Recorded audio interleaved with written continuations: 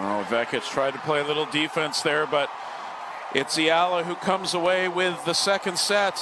Hindi makapaniwala ang buong mundo ng tennis matapos gumawa ng isang napakalaking himala ang Pinoy tennis queen na si Alexandra Ayala. Sa 2026 ASB Classic sa Auckland, New Zealand, ginulat ni Alex ang global stage. Matapos niyang pabagsakin ang Paris Olympic silver medalist na si Donna Vekic sa round of 32 sa pamamagitan ng isang imposibleng comeback. 4-6, 6, 4, 6-4. Isang panalong hindi lang upset, kundi isang malinaw na pahayag na handa na ang Pilipinas na magkaroon ng bagong puwersa sa world tennis. Sa simula ng laban, agad nagpakita ng tapang si Alex na maagaw niya ang early momentum at kumuha ng 2-0 lead. Ngunit, gaya ng inaasahan sa isang Olympic medalist, mabilis na nag-adjust si Vekic. Ginamit ng Croatian veteran ang kanyang karanasan upang baliktarin ang daloy ng laro at kunin ang unang set 6-4. Sa puntong iyon, ramdam ang kaba ng mga fans. Marami ang nagtanong, kaya pa ba ni Alex bumalik laban sa isang world-class veteran? Dito nagsimula ang kwento ng isang bagong Alex Ayala. Sa halip na panghinaan ng loob, mas naging kalmado at mas disiplinado ang kanyang laro. Sa second set, ipinakita niya ang maturity na bihirang makita sa isang 20 anyos. Mas naging matalino ang kanyang serve placement, mas kontrolado ang kanyang ground strokes, at mas malinaw ang kanyang game plan. Unti-unting nabasag ang depensa ni Vekic, at sa score na 6-4, naitabla ni Alex ang laban habang sumasabog ang suporta ng Filipino crowd sa stadium. Pagpasok ng third set, tuluyang lumipat ang momentum sa panig ng Pilipinas. Kitang-kita ang pressure kay Vekic habang si Alex ay lalong tumitibay ang kumpiyansa. Sa bawat return, sa bawat mahabang rally, mas nagmumukhang siya ang mas handang manalo. Ang huling punto ng laban ay naging simbolo ng kanyang pagangat. Nabasa niya ang wide serve ni Vekic at sinagot ito ng isang malinis na backhand down the line na nagpatahimik sa Olympia. Ang comeback na ito ay hindi lang panalo sa scoreboard. Isa itong emosyonal at historical na sandali para sa Philippine tennis. Matapos pabagsakin ang isang Olympic silver medalist, malinaw ang mensahe. Si Alex Ayala ay hindi na lang future star. Siya ay kasalukuyan ng banta sa pinakamahusay sa mundo. Sa 2026, nagsisimula ng magliyabang Ayala era at ang buong mundo ay napipilitang manood. Hindi makapaniwala ang buong mundo ng tennis nang muling sumabog ang pangalan ni Alexandra Alex Ayala sa international stage.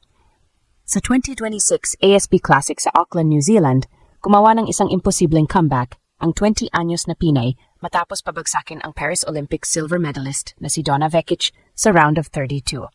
Sa score na 4-6, 6-4, 6-4, hindi lang panalo ang naitala ni Alex, isa itong makasaysayang pahayag na ang Pilipinas ay may bagong puwersang kayang yumugyog sa elite level ng women's. Pumasok si Alex sa center court, bit-bit ang matinding momentum mula sa kanyang dominanteng performances sa doubles. Pero alam ng lahat na ibang klaseng hamon ang singles match kontra kay Vekic. Ang Croatian star ay hindi basta-basta kalaban. Isang veterano ng WTA Tour, dating World Top 20 at higit sa lahat, isang Olympic medalist. Sa papel, malinaw ang lamang ni Vekic sa karanasan. Pero sa unang mga minuto pa lang ng laban, ipinakita ni Alex na wala siyang balak magpa-intimidate. Agad nagliyab ang laro ng Pinay nang kumuha siya ng maagang 2-0 lead. Mabilis ang kanyang galaw, matapang ang kanyang returns, at ramdam ang gigil na patunayan na karapat-dapat siya sa malaking entablado. Sa bawat puntos, lumalakas ang sigawan ng Filipino crowd sa Auckland na tila ba ginawang tahanan ng court para kay Alex kahit libo-libong kilometro ang layo nito sa Pilipinas. Ngunit gaya ng inaasahan sa isang world-class veteran, hindi nagpadaig si Vekic. Unti-unti niyang binasa ang galaw ni Alex, pinahaba ang rallies at ginamit ang kanyang experience upang baligtarin ang momentum at kunin ang unang set, 6-4. Sa puntong iyon, bumalik ang kaba sa mga fans. Marami ang nakaalala sa mga nakaraang laban ni Alex kung saan malakas ang simula pero hirap sa paghabol kapag nakuha na ng kalaban ang unang set. Ngunit dito nagsimulang lumabas ang malaking pagbabago sa 2026 version ni Alex Ayala. Hindi na siya yung batang madaling matinag ng pressure. Sa halip, mas naging kalmado ang kanyang body language, mas malinaw ang kanyang mga desisyon, at mas organisado ang kanyang galaw sa court. Pagpasok ng second set, ipinakita ni Alex ang kanyang tactical growth. Mas maingat ang kanyang serve placement, mas consistent ang kanyang ground strokes, at mas matalas ang kanyang pagbasa sa galaw ni Vekic. Hindi na siya nakikipagsabayan sa lakas. Pinili niyang kontrolin ang tempo ng laban. Unti-unting nabawasan ang errors niya, habang ang pressure ay unti-unting napunta sa panig ng Olympic medalist. Habang tumatagal ang second set, ramdam na ramdam ang pagbabago ng ang dating kumpiyansang si Vekic ay nagsimulang magpakita ng pagkadismaya, habang si Alex ay lalong nagiging agresibo pero kontrolado. Sa score na 6-4, naitabla ni Alex ang laban. Sa sandaling iyon, hindi na lang ito simpleng tennis match. Isa na itong laban ng paniniwala. Paniniwala na kaya ng isang batang Pinay na patumbahin ng isang Olympic medalist at simula ng sarili niyang alamat sa world stage. Pagpasok ng deciding third set, malinaw na nagbago ang aura sa loob ng center court sa Auckland. Ang kumpiyansa ay unti-unting lumipat kay Alex Ella habang si Don Vekic naman ay nagsimulang makaramdam ng bigat ng pressure. Hindi na ito laban ng karanasan laban sa kabataan, isa na itong mental at emosyonal na digmaan. At dito tuluyang lumabas ang bagong antas ng laro ni Alex. Sa bawat rally ng third set, kapansin-pansin ang pasensya ng Pinay. Hindi na siya nagmamadali, hindi na siya basta sumusugal sa malalakas na tira. Pinipili niya ang tamang anggulo, hinihintay ang tamang pagkakamali, at pilit na inilalagay si Vekic sa mga posisyong hindi niya gusto. Ang maturity na ito ang nagbigay kay Alex ng malinaw na bentahe laban sa isang Olympic silver medalist na sanay sa pressure, pero ngayon ay napipilitang maghabol. Mas naging agresibo rin si Alex sa returns. Kitang-kita ang kanyang improvement sa pagbabasa ng serve ni Vekic, lalo na sa mga wide serves. Sa tuwing sinusubukan ng Croatian star na magdikta ng punto mula sa service game, handa si Alex sa backhand side. Madalas tinatamaan ng malinis na down-the-line return na nagpapatayo sa Filipino crowd. Ang bawat ganitong punto ay parang dagok sa kumpiyansa ni Vekic at dagdag gasolina sa apoy ng laban.